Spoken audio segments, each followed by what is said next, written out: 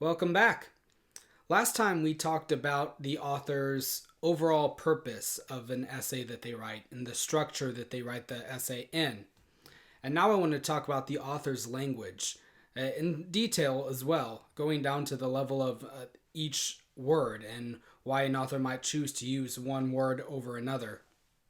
Because that's really the next step in critical reading. Once we have a bird's eye view of the essay, then we want to zoom in and look at the details, the particulars.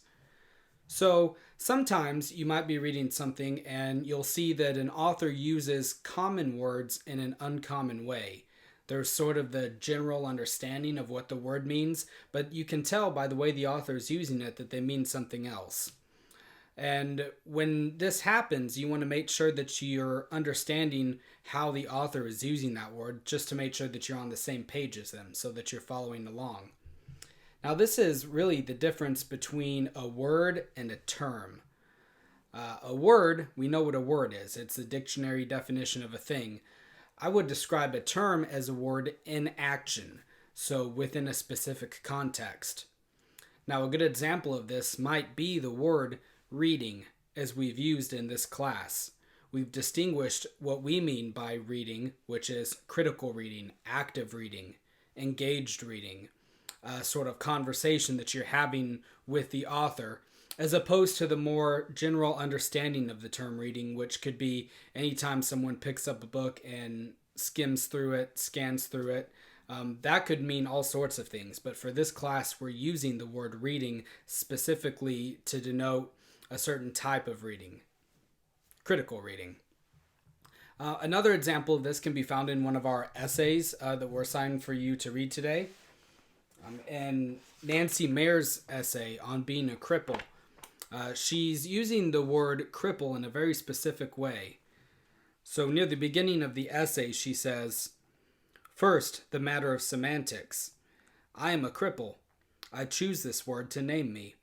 I choose from among several possibilities, the most common of which are handicapped and disabled. I made the choice a number of years ago without thinking, unaware of my motives for doing so. Even now I'm not sure what those motives are, but I recognize that they are complex and not entirely flattering. People, crippled or not, wince at the word cripple, as they do not at handicapped or disabled. Perhaps I want them to wince. I want them to see me as a tough customer, one to whom the fates, gods, or viruses have not been kind, but who can face the brutal truth of her existence squarely. As a cripple, I swagger." So right there at the very beginning of the essay, Mayers is letting her readers know that she's using the word cripple as a term on purpose. If we were reading some other essay where the author didn't go through this elaborate explanation, we probably would, in her words, wince at the use of the word cripple. If we're reading a story or a novel and the author's using the word cripple instead of handicapped or disabled, it strikes us as kind of crass and rude. But in this essay specifically, Mayers is saying, no, I'm using this word on purpose and it's for this reason. So that way, as we're going through the essay and we come across that word, we know that there's a reason for her using the sort of crude word for it.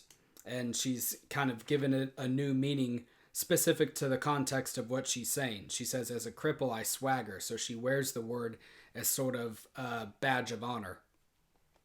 And we see this cropping up a lot in works of philosophy. We see sometimes philosophers will use words such as cause or end to mean something deeper than our general understanding of what a cause of something is or what an end is. They're really loaded terms, I guess you could say. Another word like that you'll see in philosophy popping up a lot is be. What does it mean to be something or someone? Is to be in a state of being.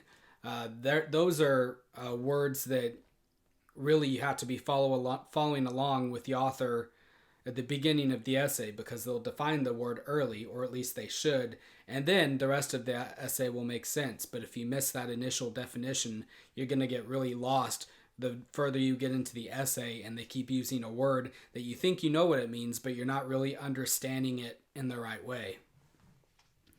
Other times, maybe the author isn't using a common word in an uncommon way, but maybe they're just speaking poetically about something. One of our other essays that we had to read for this week, Oliver Sacks' My Periodic Table, does this pretty well. I like the My Periodic Table essay.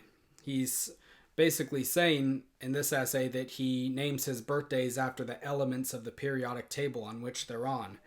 So, for example, Thallium birthday is his 81st birthday. And maybe somebody picking this up and not having read it from the beginning would be completely confused by that term. Or if you were just flipping through your anthology and landed on that sentence, you'd go, what in the world is a Thallium birthday? That makes no sense. Again, it's because Sacks is using a word in a way that it's not typically understood as. In this sense, he's speaking poetically. If you've ever read the poem Beowulf, maybe for high school or some other class, the ocean is referred to as a whale road. Not a railroad, a whale road, because the whales travel on it.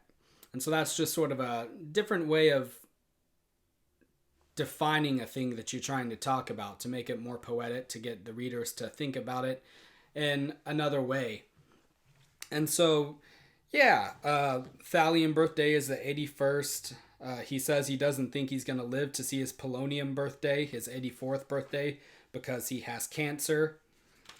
And yeah, I don't know if I was the only one, but after I read this, I went and looked up his information, because he's a well-known author, to see if he made it to his Polonium birthday, and apparently he didn't, which is pretty sad, especially after reading about him being kind of hopeful and not optimistic, but at least resigned to the fact that he wasn't going to live much longer. You were really sort of rooting for him to pull through. But be that as it may, yeah, so there's those sort of loaded words, such as cripple, that Mayers is using, and there's poetic language, such as Sacks is using.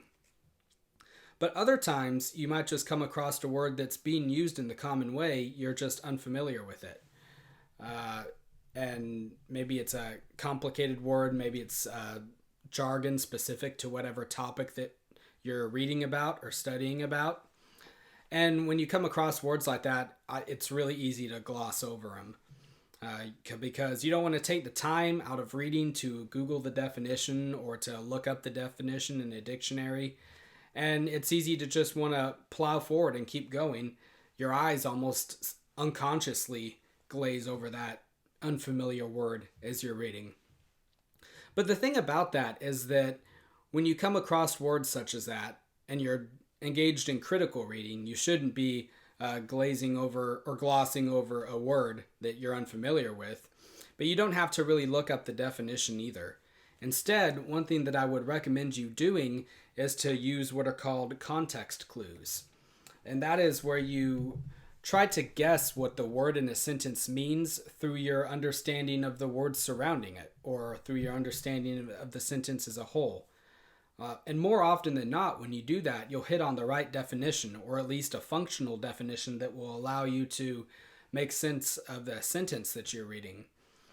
This is an interesting experiment to try out. If we had been meeting in live classes, we actually would have played a game. We've played a game in the past where everybody finds a difficult word or a unique word and then uses it in a sentence on the board, and everybody has to try to guess what that word means from the sentence that it's in.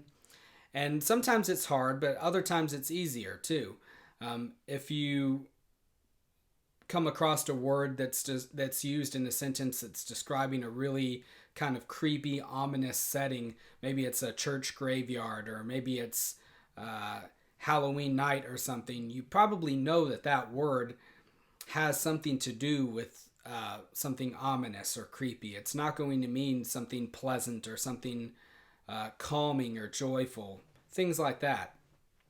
So I definitely recommend that you do that in the upcoming essays. Circle the words that you don't know, that are unfamiliar to you. Try to figure out what they mean on your own, just using logic, kind of taking guesses. And then afterwards, maybe when you're done reading the essay, you can look them up and see if you were right. And this will really help to expand your vocabulary of unfamiliar words as well, because when you've had to ponder on a word and try to guess what it means, there's more of a thought process going on there than just kind of passively Googling the term, reading it, and going, oh, that's what it means, and putting it back down. You've spent time with this word, kind of like spending time with a text as well. You've engaged with it. You've had a sort of conversation with the word, and so it's going to stick in your mind more. So there's not too much more that I have to say for this week's lecture. I hope that the review assignment is going well. Nobody's really emailed me with any questions about that yet, so I'm going to assume that everything's going okay. But as always, you can get a hold of me if you have any questions.